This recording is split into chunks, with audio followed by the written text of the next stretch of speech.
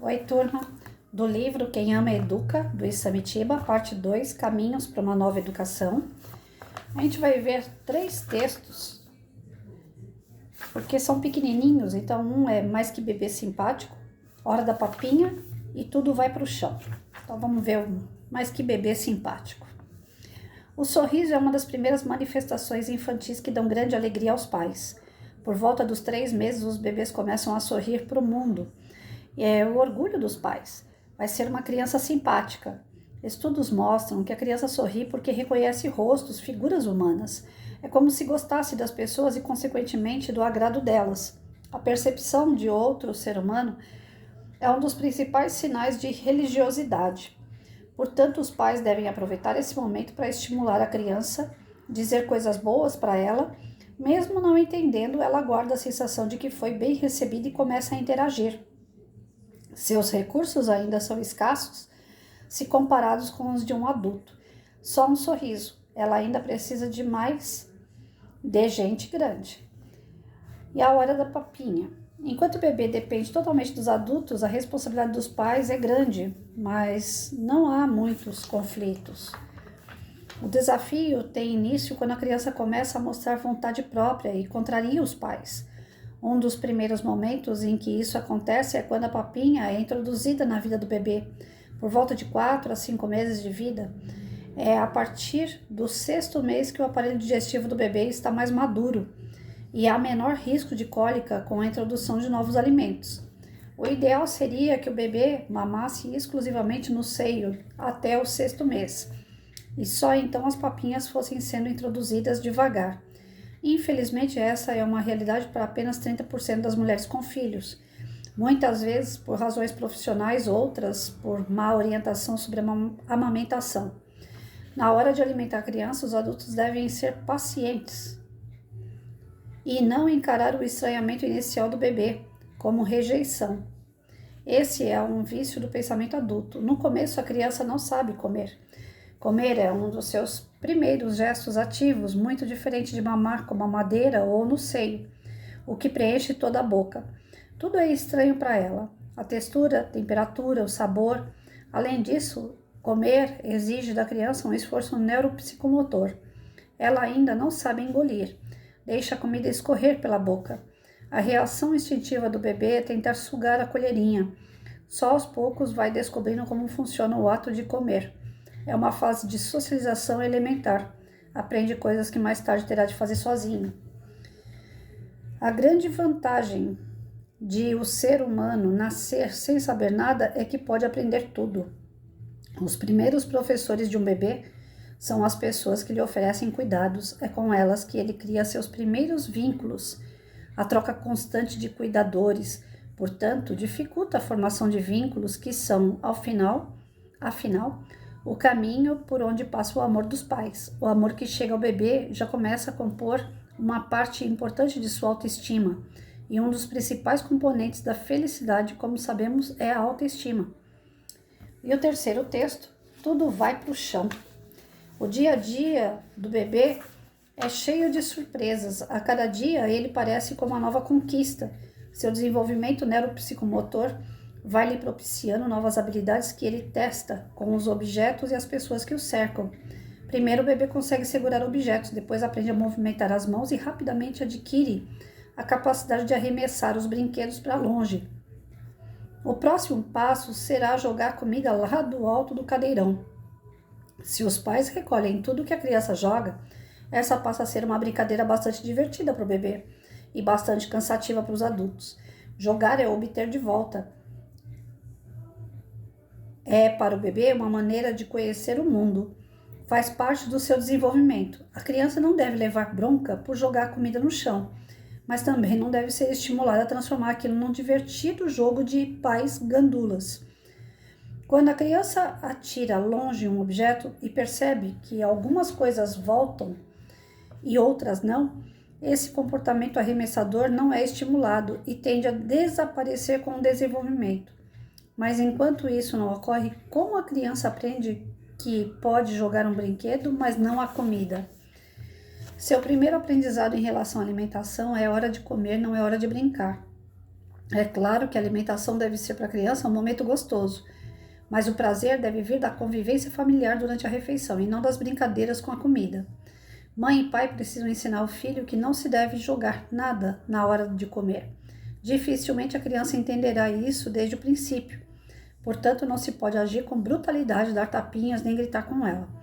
Nesse momento da vida, a criança não está querendo desobedecer os pais, mas apenas explorar uma situação. O bebê conhece o mundo experimentando, fazendo, testando. Então vamos lá. A questão da simpatia da criança, né? As pessoas olham um bebê e falam, nossa, agora mesmo, acabei de ver a filha de uma amiga minha, falei, ela tá dando um sorriso, é isso? É um ato reflexo, né? Às vezes um movimento brusco perto dela pode vir a dar esse feedback, né? Dar um estímulo para que ela sorria, para que ela mexa uma mão, um pé, para que ela pisque. E a gente já imagina que seja algo por nós, né? Nossa, ela ficou feliz de me ver, então ela sorriu. Não é bem assim. Um bebê não funciona dessa forma. Mas ele reconhece a voz das pessoas em volta, os que ele ama e que amam ele, que estão constantemente com ele. Ele consegue reconhecer sim, né? E à medida que vai crescendo, lógico que esses sorrisos vão aumentando de forma natural, realmente para quem ele estiver sorrindo. Mas de início não, é um ato reflexo, né? A gente aqui quer colocar o carro na frente dos bois aí. A nossa alegria é tão grande quando vê um sorriso de criança que a gente já imagina, né?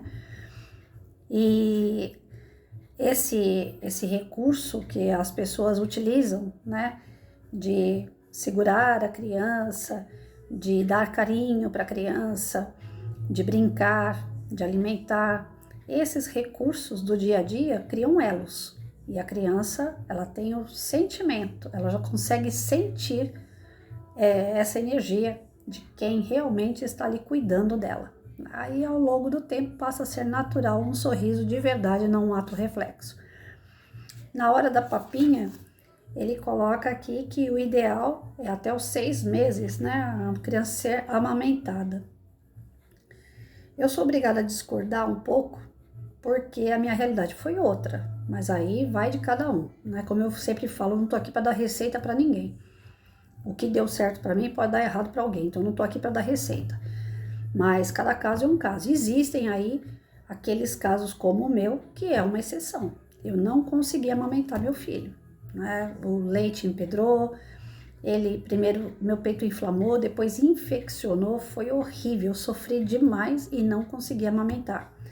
Então eu tive que partir para leite, né, de primeiros meses, né, de criança, que era o NAN, depois eu vi que estava fraquinho demais, eu parti para o leite ninho.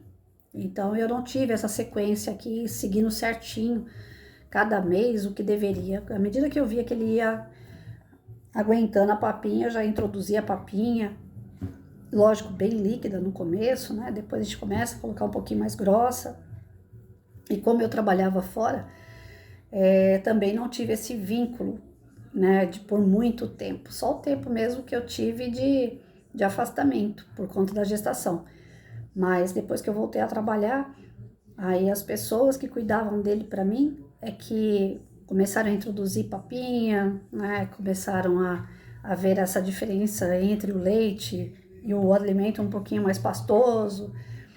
Então eu fui indo de acordo com o que o outro que cuidava falava, né? Então eu mesmo não tive essa oportunidade de cuidar do meu filho nos primeiros meses com tanto afinco assim, né? Então eu não posso dar exemplo meu, mas eu fugi um pouquinho disso daqui. Antes mesmo, acho que com 2 ou 3 semanas eu já estava dando leite, como é que chama? Leite ninho, né? Então, a questão do bebê vai muito daquela situação. Tem as exceções. Eu não posso chegar aqui e ler isso que o Isamitiba escreveu, que 6 meses a criança tem que ficar no peito da mãe, porque cada caso é um caso. A mãe pode necessitar do trabalho, né? Vai ter que deixar com outras pessoas, às vezes o leite empedra, né? Então, tem casos e casos. Mas o ideal, como ele fala, né, seria chegar até o 6º mês com o leite materno. Depois introduzir papinha bem devagarinho, né, para ver porque a criança não engole, né? Ela fica ali com aquilo maçando na boca, né? Ela baba aquilo, até ela perceber que ela precisa sugar, que ela precisa engolir. Então, esses primeiros tempinhos com a criança é um tempo muito frágil, né? A criança está muito frágil e a gente é um mundo novo. A mãe de primeira viagem está ali literalmente na frente de um mundo novo, cheio de surpresas, cheio de coisas assim que ela antes desconhecia e que ela vai ter que aprender, porque os 9 meses de gravidez, por mais que você leu livros instrutivos, tudo chega na hora da prática, sempre acontece coisas que nos livros que você leu, nos vídeos que você assistiu, não estava lá. O que poderia acontecer, né? Surpresas. As surpresas, elas te pegam justamente para que você aprenda, né? Amadureça enquanto mãe. Então, são momentos assim que depois que passa, você senta e faz, ufa, graças a Deus, deu certo. Mas de início é bem complicado mesmo, né? Tudo vai para o chão. Nesse texto do tudo vai para o chão, aí é que tá. As pessoas reforçam a ideia, né? A criança pega o que está em cima lá do cadeirão e joga. A mãe vai lá, pega e devolve. Ela acha que aquilo é um ato de brincar. Ela vai continuar jogando. Ela não está fazendo por maldade. E eu já vi gente batendo em criança por conta disso. Dentro do shopping fazendo show. Porque a pessoa fica nervosa porque a criança joga. Só que se ela for ver no dia a dia como que ela trata a criança, ela deixa isso acontecer. Ela brinca de jogar as coisas com a criança, então ela está incentivando na hora da alimentação. E isso aí cai para os professores, né? Toda vez que você passa pela carteira de um aluno e que você vê que caiu algo do aluno, ele deve pegar, né? Já aconteceu de eu trabalhar com ensino fundamental 2 e médio, do aluno deixar as coisas caírem na carteira de propósito, o professor está passando pelo corredor e pega. Aí é para poder ficar vendo, desculpa o termo, mas para ficar vendo a bunda da professora, que ela baixa para poder pegar. Às vezes é para ver o decote da professora, às vezes é para poder colocar a professora abaixo do nível do aluno, tipo, olha lá, minha empregada, né?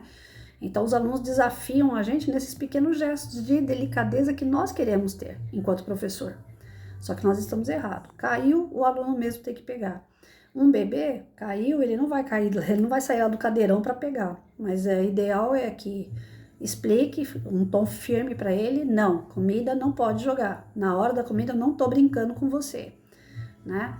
Não tem que brigar, não tem que espancar, como eu já vi mulher batendo em criança, porque a criança joga as coisas do cadeirão. Mas tem que conversar, já tem que ir explicando. Ah, mas é muito novinho, não entende. Entende sim, aos poucos ele vai entendendo. O nosso tom de voz a criança entende. Não precisa nem ser o que a gente fala. O nosso tom de voz. Se a gente falar mais amável, ele sabe, agora minha mãe tá sendo carinhosa. Se a gente falar um pouco mais dura, mais ríspida, ele fala, eu aprontei, minha mãe tá nervosa comigo. Sabe aquela coisa do...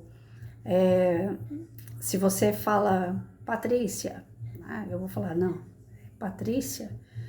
eu acho que tá me chamando numa boa, né? Aí, Patrícia Pires Andrade Cunha, pronto. Aí já aquela formalidade toda, eu já falo, não tá chamando numa boa, não. Né? Alguma eu aprontei.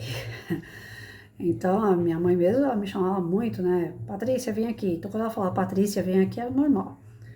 Patrícia Pires Andrade, vem aqui agora. Ixi, pronto. Ela tinha aprontado, já sabia que eu ia tomar um cacete. Então, a gente sabe pelo tom de voz, não é nem o que fala, mas pelo tom, pelo jeito que a pessoa fala. Então, dá para educar uma criança no cadeirão pelo tom de voz. Explica que não se pode jogar o objeto. A professora, a mesma coisa na sala de aula. A criança jogou as coisas no chão, ou jogou no coleguinha, vai lá, pega e joga no lixo. Cansei de fazer isso com o aluno. Jogou bolinha, professora. Vai lá, fulano, vai pegar a bolinha que você jogou. Tô sentada aqui esperando, vamos, rápido, pega a bolinha, joga lá no lixo. Né? Então, a gente tem que tomar umas atitudes quando a gente vê o aluno jogando as coisas, o professor tem que fazer. Mas são muitos, eu tô passando lição na lousa, eu não sei quem foi que jogou. Investiga, para a aula, investiga. Começa a perguntar quem foi, quem viu. Sempre tem um Joãozinho na sala que vai falar assim, eu vi, foi o fulano. Porque se você falar, na hora do recreio não vai sair ninguém, eles acreditam. Criança pequena acredita. Aí se você falar, na hora do recreio não sai ninguém, se vocês não me contarem quem foi que jogou a bolinha, no instantinho essa bolinha aparece quem foi que jogou e até na outra semana. Criança ainda é bom por conta disso, eles acreditam na gente, né? Então a gente tem que ser firme, porque se você não investiga, deixa passar batido, outro joga, e aí vira aquela bagunça na sala de aula. Isso, provavelmente, essa brincadeira fora de hora começou aonde? Lá na hora da comida, né? A gente vê, olha como que é importante estudar. A gente vê um comportamento que o cara fazia lá no cadeirão, numa sala de aula. Por quê? Porque faltou orientação lá no cadeirão. Ó, na hora da comida não é para jogar. Na sala de aula não é hora de brincar. É isso. Então tudo tem que ter o seu momento. E aí cabe aos adultos orientar essa molecadinha aí, tá certo?